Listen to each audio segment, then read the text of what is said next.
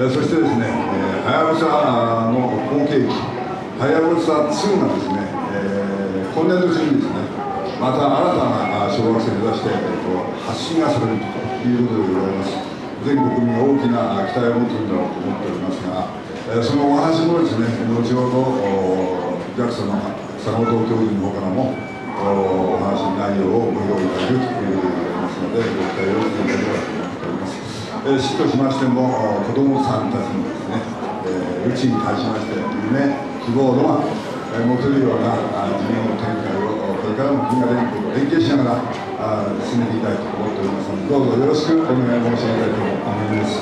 最後になりますけれども、いろんな面でご協力を願った皆様方に改めまして厚く御礼を申し上げましてご挨拶をさせていただきます。ありがとうございました。